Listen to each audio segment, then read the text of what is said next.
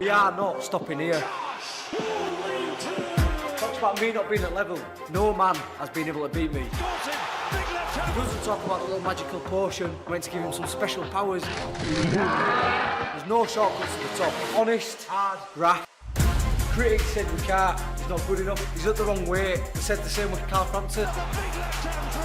English, British, Commonwealth, European, international, world, tiles. The road to unification starts here. I believe I'm better than him in every single department. On 2:15, it's going to be brutal. He's going to be walking into a bear pit. I'm not in this game to make friends. Barry is getting an ID.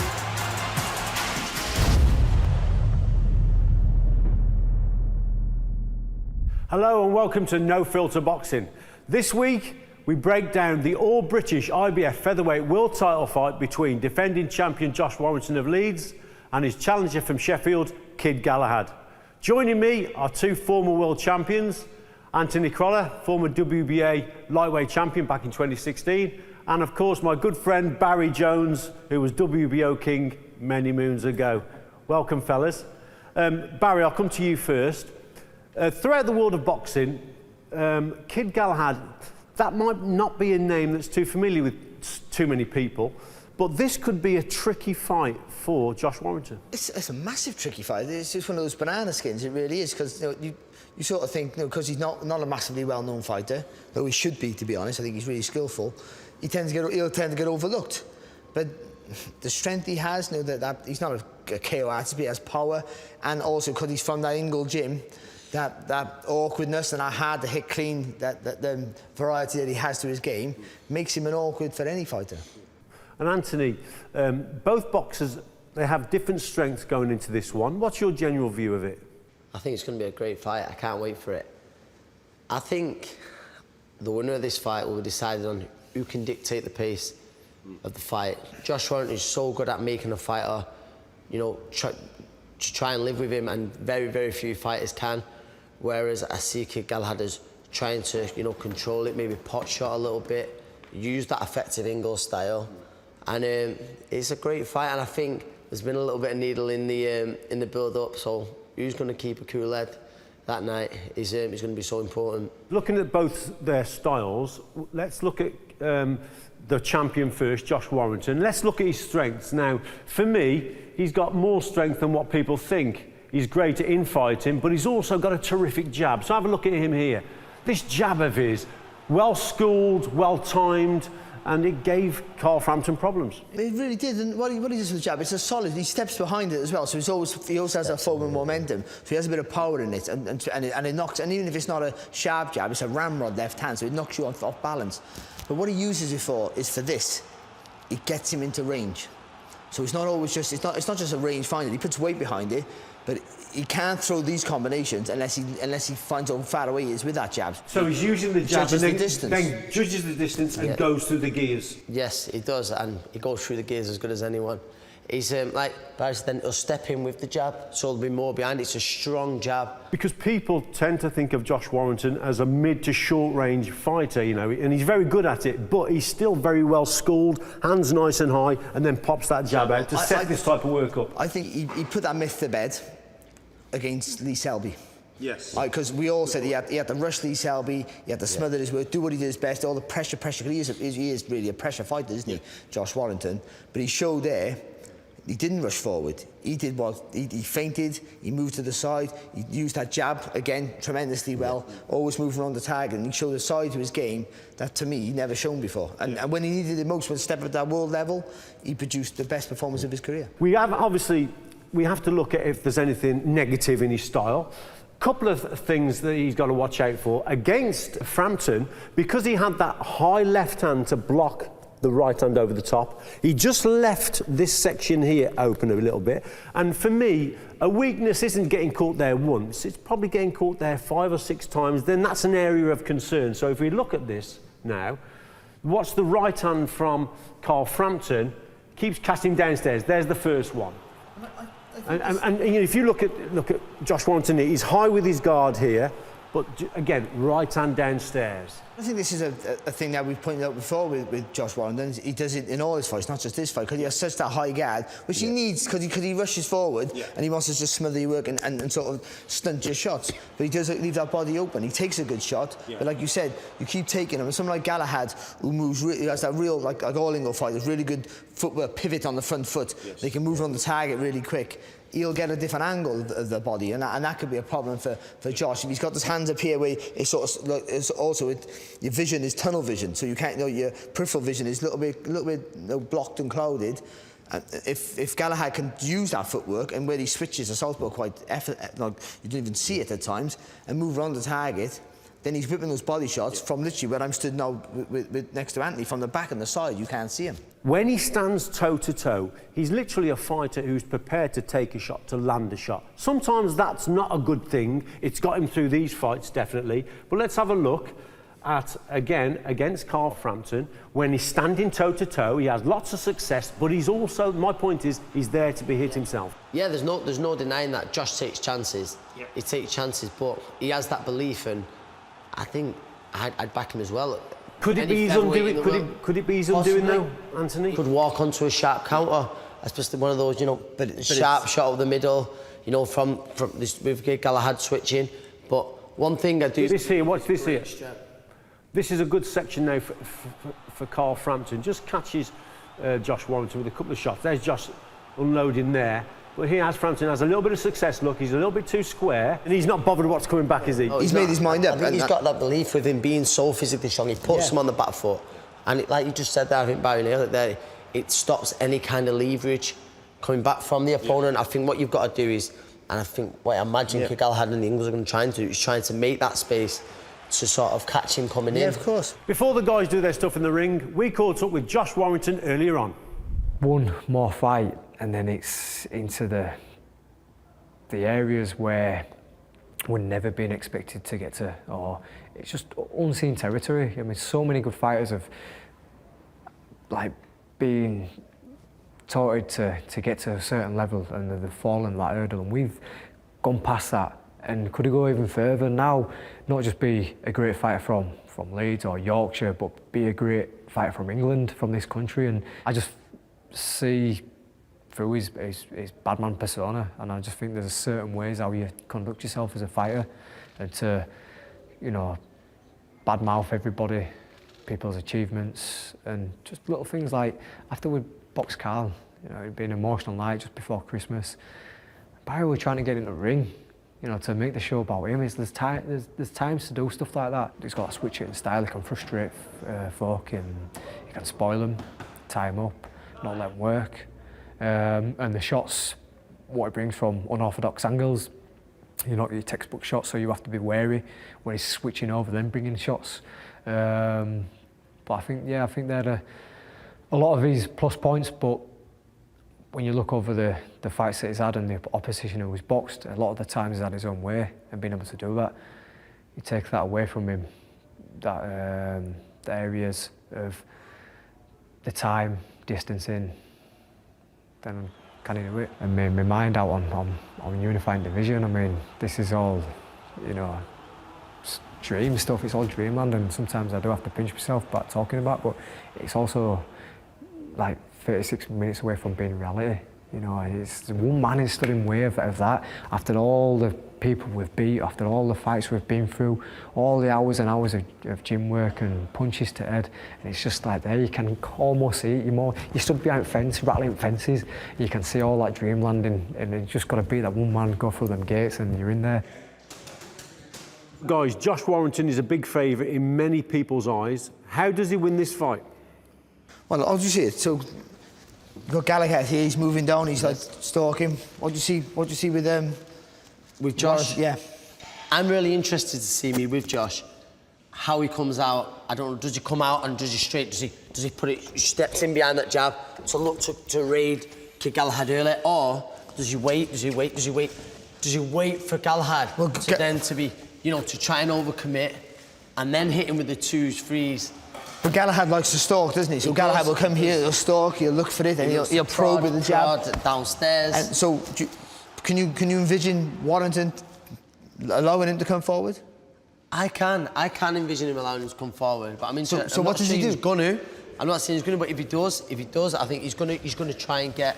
If he does decide to sit back, it's obviously to try and get Galahad to overcommit, which Galahad sometimes will come downstairs. When he throws out, when he throws the jab there.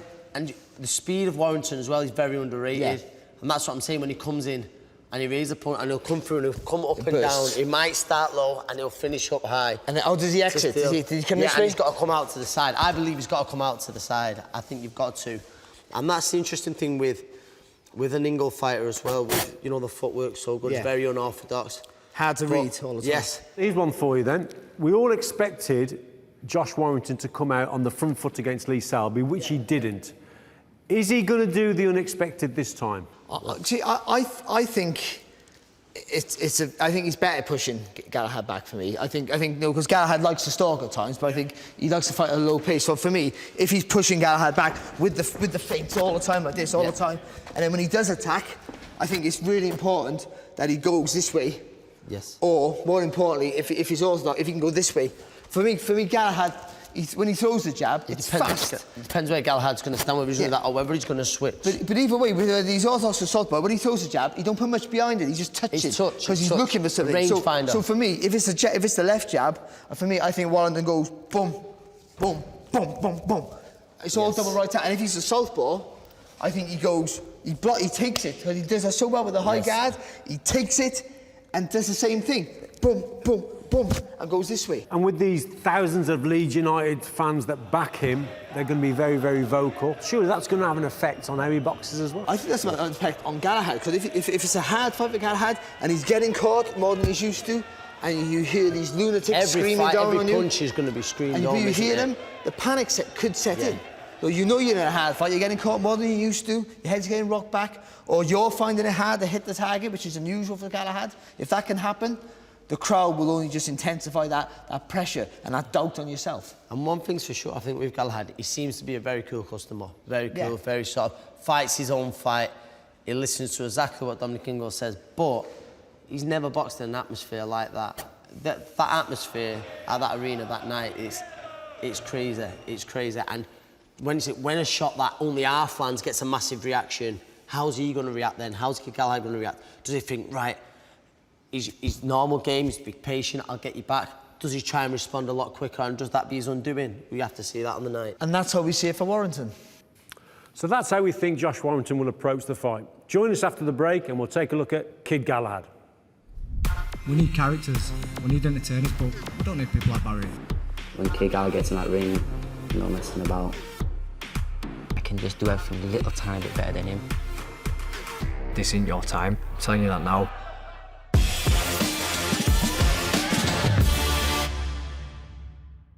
Welcome back to No Filter Boxing. Now our attention turns to the challenger, Kid Galahad. Barry, I'll come to you first. What has he got to do to win this fight?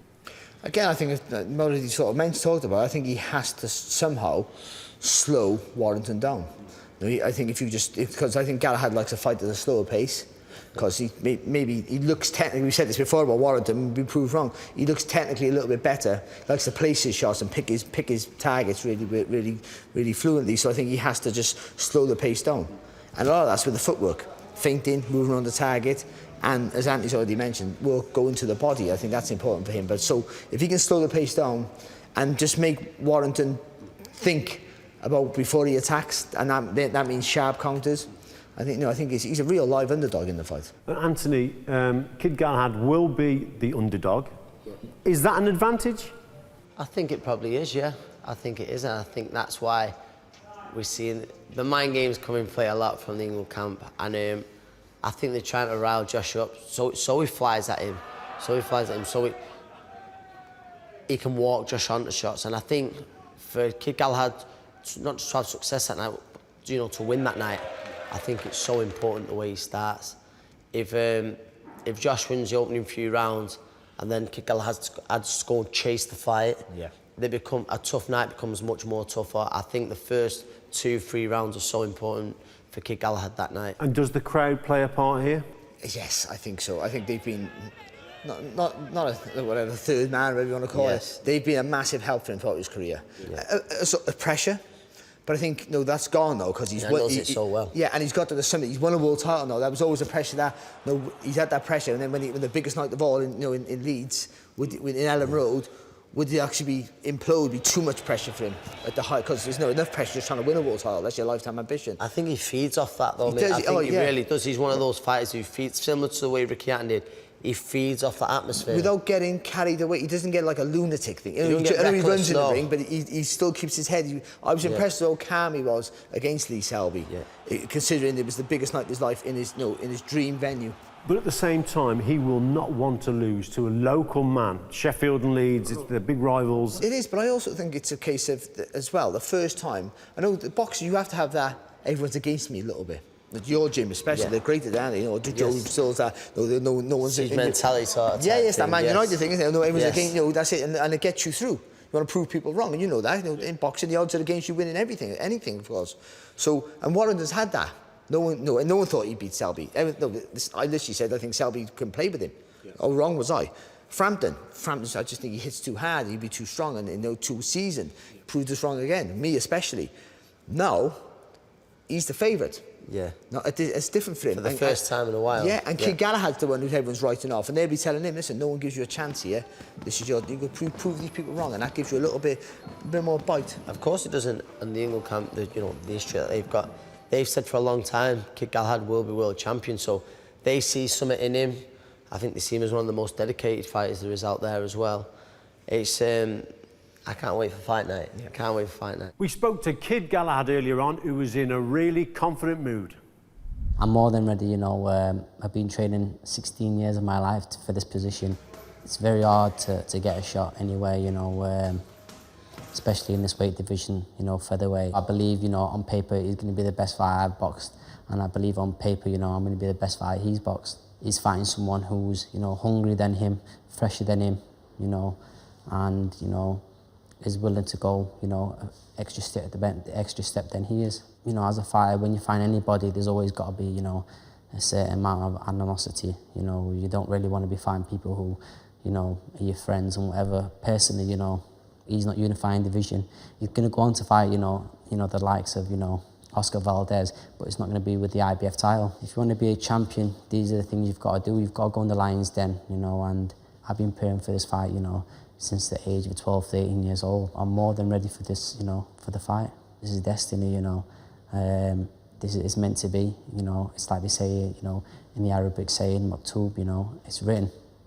And, you know, it was written for, you know, Josh Warrington to beat, you know, Lee Selby that night, and even Carl Frampton. But, you know, and I think when he boxed them, he had 26 fights, you know. 2008 was a great year for him. But 2019, there's a hungry lion, and that, you know, the hungry lion's Kid Galahad, and 2019, you know, it's going to be my year. OK, guys, I think everyone agrees Kid Galahad has got a real tough fight on his hands. But, you know, he's confident. Show me, how does he win this fight? Well, I think as well, I think confidence is the key for Galahad. As with all England fighters, they feed off it. They try to take your confidence away. Now, you tend to think that Galahad's a mover because he's an England fighter, that he dances around.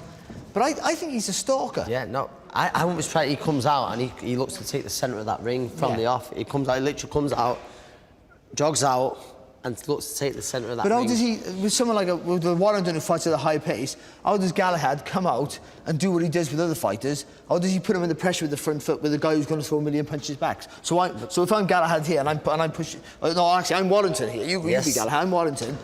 And I'm looking to come forward. I'm like this. I'm looking to come forward. I'm looking. You can see it. You know. I'm waiting to go. How do you stop me? He'll tease with his front foot. I believe he'll tease with the front foot. He'll dip it in and out. And he'll be looking to draw, looking for reactions out of Josh, looking for Josh to commit so he can land that one count. I don't see Kid Galahad. I certainly don't think he'd be advised to be letting him go in threes, fours. I think it'll be singles, doubles at most. Can Kid Galahad cope with that pressure from Josh Warrington? Is he strong enough to handle that? That's the big question. I think if you can be Warrington for a minute and I'll be Galahad, especially at the southpaw side, if you come forward and they do that so well. The body we were talking about, the big angle there, he whips the body. And I think as well, it's constantly making Warrington turn. Warrington turns, you got to go with him. So the switch hitting, orthodox to southpaw, southpaw to orthodox, that's going to play a big part? I think so, because you see when Galahad goes back, or he moves back, he can almost go like this back. So you're not sure, Yes. and that makes he can always attack from either hand just effectively. So he's always setting his feet as he's being pushed back. So switching, moving back rather than going forward. I think for me, I think the angles, the pivoting is going to be very important for Galahad. It's almost like a matador to the bull that Warrington will be. I think he has to olay him, and whip the shots in. Keep him constantly turning target, and when he's moving back, don't go back in straight lines. You have to go back. When Warrington's rushing you forward, you have to go back, and you have to go back, and you have to keep changing the angle so Warrington can't hunt you down. And we've talked about the body shots from Josh Warrington, but Kid Galahad as a southpaw, that left uppercut downstairs, that's going to be to the body, that's going to be a big shot, do you reckon? The left uppercut and the straight left. A lot of the times you'll see him back foot and just down and touch, down. And I think he'll look to bring that into play from the off. I think you mentioned it earlier on, I think the fact that because Warrington's hands are like this, they are high, there's a gap around the back, but that gap in the middle. Yeah. And when you mentioned about what Galahad Sometimes did, he's the straight shots, down the middle. Yeah. I think he's open for that. So I think the body shots to slow down the guy with a faster pace, which Warrington has, is important. So I think it boils down to this for me. Warrington has to force Galahad to fight at the pace that he's uncomfortable with, and Galahad's got to slow Warrington right down so he can pick his shots more effectively. Has Galahad got the power to dent the armour of Josh Warrington? I think he has the power to dent the armour of lots and hurt people. But I think what Warrington has shown is that he's been hurt in the past, but what he showed in the Carl Frampton fight, and how good he was and dominant he was against Frampton, he took some fantastic shots that would have rocked most people to the soles of their boots. I think once he's determined, once he's decided he's going to come at you, he's hard to deter. So again, it all goes back to, and you mentioned it earlier on really well, Anthony, that I think he works the body, and that not only slows you down, weakens you. And I think then those uppercuts and straight left hands, they might come and be more effective. Cheers, guys. Well, that's all we have time for this week, but we're really looking forward to an exciting world title fight. It's Warrington versus Galahad, it's Leeds versus Sheffield, and it's live on BT Sport on Saturday night. Don't miss it. Everybody, apart from Warrington, thinks this is an easy fight. I just feel like when I hit him, he's going to have a shock. I believe I will knock him out. Last year we had like Lee Selby, Carl Frampton, and now we've got Baddy from Sheffield. This is not a fight that he wants. I will not stop until I've won.